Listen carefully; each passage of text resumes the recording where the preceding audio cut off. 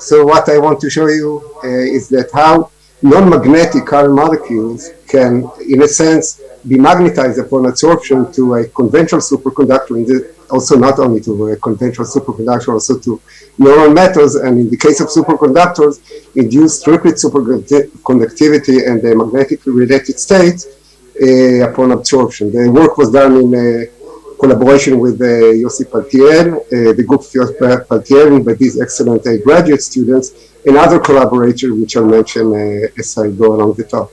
Now, as we all know, that the vast majority of superconductors are singlet superconductors, either S-wave or D-wave, like the high TC, but there is a lot of interest in triplet superconductivity, for example, for say applications in superconducting spectronics, but there are very few candidates for this. All of them have very low TC and high crystallinity is needed, so they are not applicable for applications. Now, of course, there is no law of nature against triplet superconductivity. The superconducting wave function can be either singlet or triplet order, even with respect to exchange of the spins. It can be have odd parity or even parity in terms of the orbital, let's call it a wave function in a K-space, of course, and it can be odd frequency or even frequency.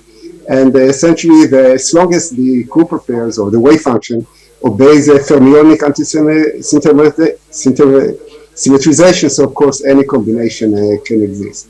So one way in which we can distinguish between an S-wave, a D-wave or P-wave, or any other sign-changing order parameter or nodal order parameter is by tunneling spectroscopy. Instead of getting these U-shaped or hard gaps, we can, in many cases, see these zero bias conductance peaks, which are the hallmarks of unconventional D-wave or P-wave superconductivity, and also in S-wave odd frequency superconductors, such zero bias conductance peaks may appear. So we have used this tunneling spectroscopy to show that odd frequency single pure superconductivity can be induced in single layer graphene when it is deposited on a high TC superconductor. But the question is now, can we observe triplet superconductivity? And of course, it is well established by now that the interface between a ferromagnetic and a superconductor under some nonlinear conditions of the ferromagnetization state. So triplet superconductivity can be induced on both ferromagnetic and superconducting sides, and essentially the observation of superconductivity in the S superconducting side was observed in my group by Yoav Kalchaim and also by Angelo Di Bernardo. And but the question now is whether there are other ways in which we can achieve triplet superconductivity. And one way that we thought about is to use what's called the current-induced spin selectivity effect, in which the current molecules can act as spin filters. And more importantly, is when we deposited alpha helix polyalanine molecules, which will be our current molecule of choice, on a copper, on a ferromagnet, that depending on the handedness of the molecule, either left-handed or right-handed, we can see that the molecules can polarize the ferromagnet in different orientations. So the question that we ask ourselves now is, can non-magnetic current molecules, they are non-magnetic in solution, also polarize a singlet superconductor upon absorption? Can they induce unconventional superconductivity, maybe triplet, induce magnetic-like states? Can they break time reversal symmetry upon absorption? And essentially we have ample evidence that this is indeed the case. So first of all, by tunneling spectroscopy measurements, either on a superconductor or on a proximal superconductor. Gold becomes proximity superconductor when coupled to an AOB nitride, for example, or in a device, tunneling devices that we will show. But we also have magnetization measurements, either by USR measurements that showed evidence for this unconventional state upon absorption, and also scanning squid. This was done with Bina Kaliski from Bar-Ilan University. So starting with the tunneling experiments.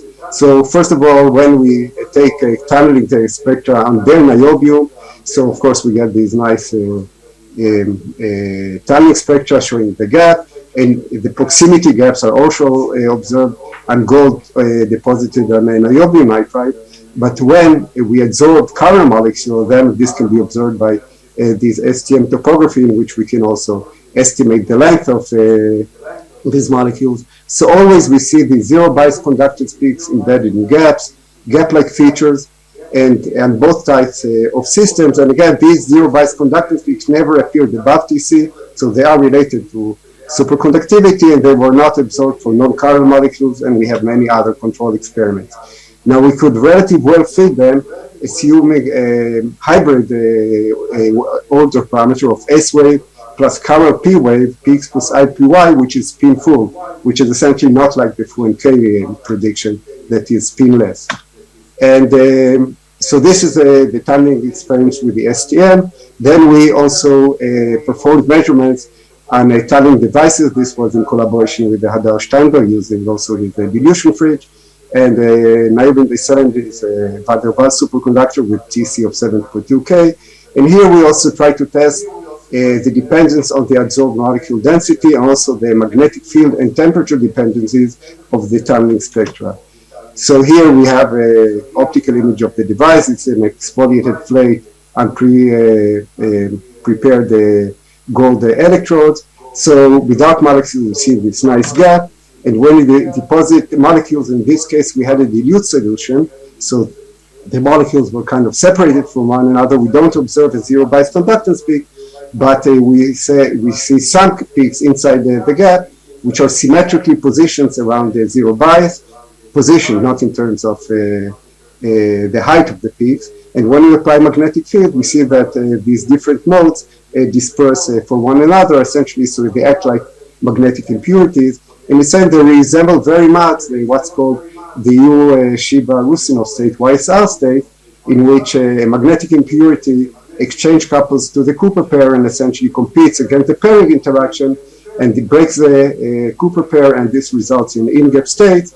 And these are the positions. I don't want to go into details here. And such YSR states were observed in many cases for magnetic impurities and also for magnetic molecules. But again, our molecules are non-magnetic. So the question is what happens. And then we could also perform some field tight binding Bouguereau-Dejean Hamiltonian, in which we also added these magnetic impurities in a random place, which are essentially, they are not close to one another, but not separated by more than the coherence length. And essentially we found these Shiba bands that resemble very much our results. Now another evidence for the fact that we are dealing with a magnetic property is by this hysteresis effect. When we looked at the evolution of these YSR states, as we split the field from -2 Tesla to 2 Tesla, we see that they converge at some positive magnetic field here, but when we sweep in another direction from, so we see that they converge at a negative magnetic field.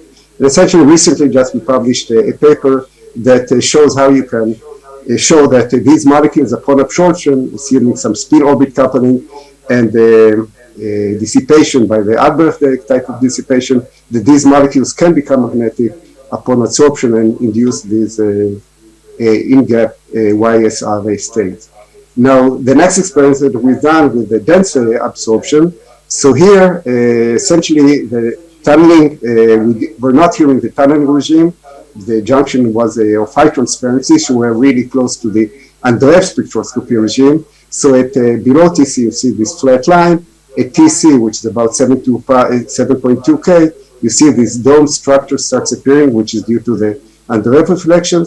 But then at some temperature below that, in this case 5.5K, so we see that the emergence of a pronounced zero bias conductance peak. And when we look at the magnetic field dependence of these conductance peaks, we see that at magnetic fields here of about 3 Tesla for out of plane field and about 8 Tesla for in plane field, but in both cases much lower than the corresponding critical fields, we see that these are zero bias conductance peak vanishes. So essentially that what our data suggests, that we have an induced subdominant order, triplet order by the chiral molecules that is along, of course, with the background of the S-wave superconductivity. So maybe the papers that the picture that emerges here is that when we have a low density absorption, we have discrete Y-star states or Y-star bands, but as we increase the density, so we start forming what's called the Shiba glass, because in our STM measurement, we showed that the molecules are not all aligned in the same direction, and there are regions where they are aligned in a different direction. This also may explain the fact that we observe various Shiba bands, and at the edges of such islands, although the position was not perfect, we may obtain these chiral edge states that was predicted and observed by many experiments, but again, we did not observe them yet in our STM because we did not have order absorption. So the next step is we absorb them in a patterned way. So far we did not yet do yet STM experiments, but here we can see image these islands of chiral molecules, in this case by using scanning for probe microscopy, and it really shows that upon absorption there is some charge a transfer between the substrate and the molecule, which again can give rise to these magnetic properties upon absorption of these molecules. So these are very initial results with Bina Kaliski at Bar Ilan.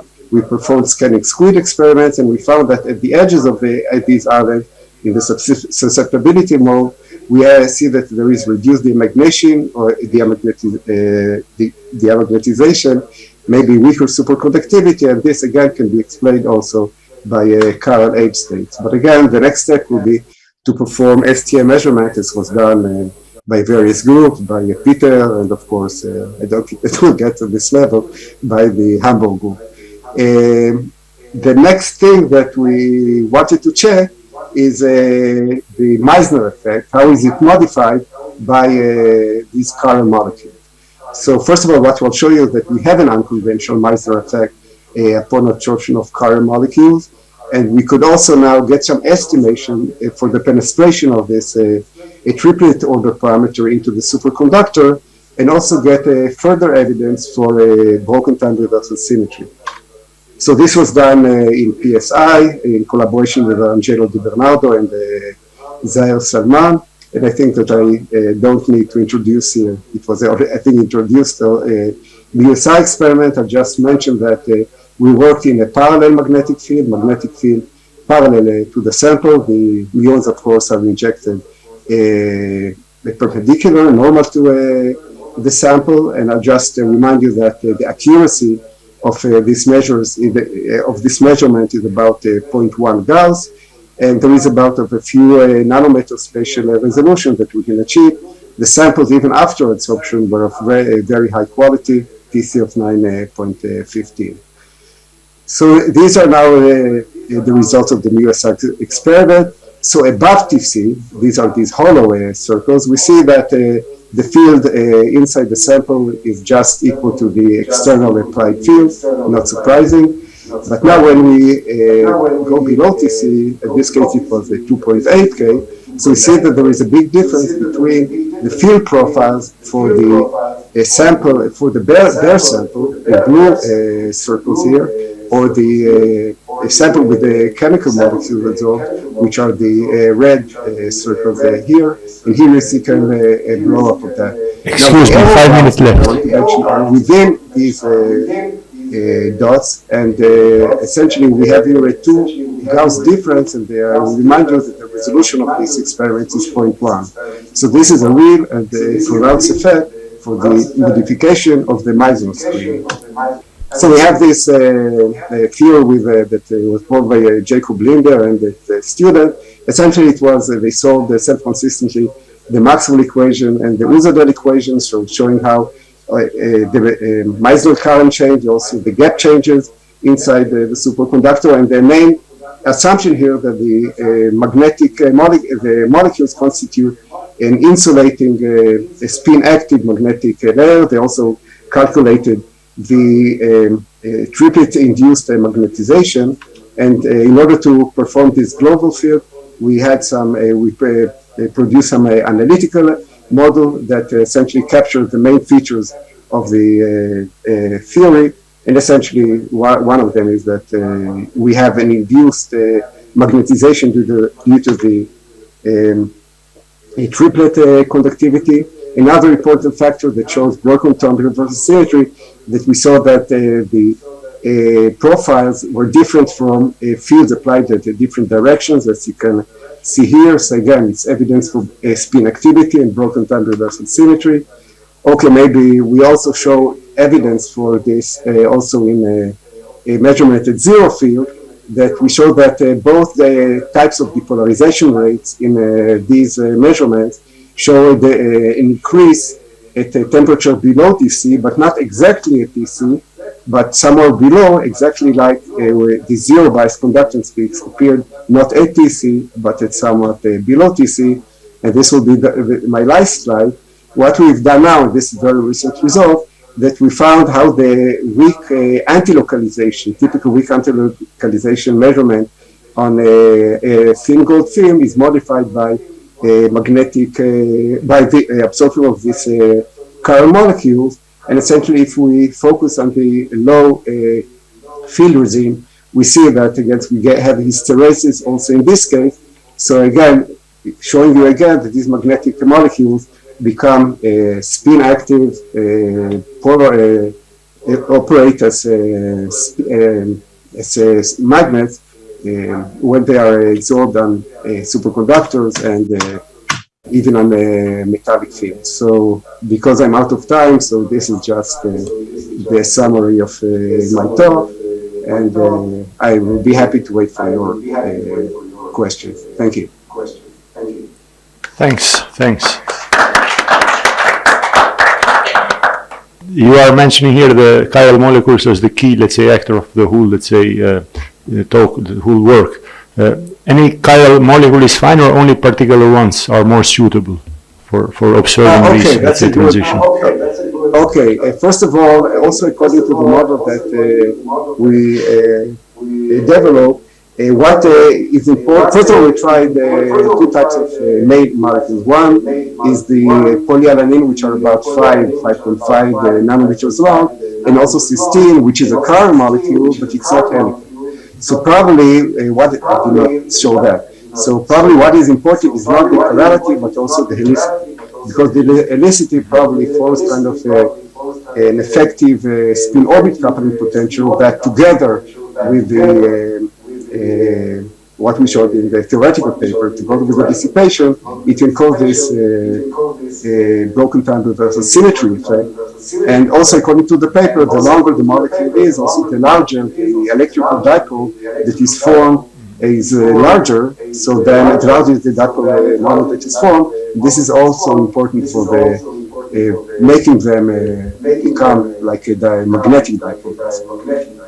Thanks, clear. So the larger helical molecules should be, let's say, the best ones in a sense. Yeah, they should be right. Yeah. So again, on cysteine, which is essentially it's a chiral but not helical, and in fact it's even the end group of this alpha helix polyalanine. So it's even not a matter of bonding, because the bonding time of these two molecules, the alpha helix polyalanine and the cysteine, is the same. So the length is very thanks. Length and helicity. Okay, thanks. So if there are no questions, join me in thanking again Professor Millo for his talk. Okay, now we move to the last but not least. Sorry, is there? No questions. We had questions actually, but okay. Now, I don't know, let me see if you are still... if it is short, yes. Shall I stop sharing? Now, 1 second. Do we have a question or not? Okay, very quickly, because we have not so much time. Please go ahead. I have a short question.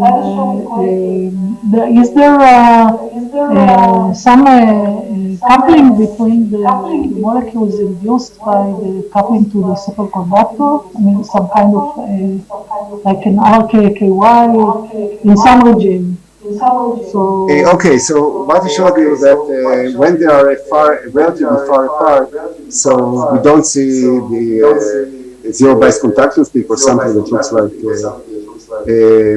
So I think that the coupling is through the superconductor, but then we see Shiba band, so there is some coupling through the superconductor. We did not yet get to the regime of when they are very far away, I mean far more than the superconducting coherence length, but that may be the next step. And also, again, to do the measurements of these arrays that Bina is measuring, but this time with STM to see how far from the edge of the island the triple superconductivity is modified. I can not yet answer this question. Sorry. Okay, thanks.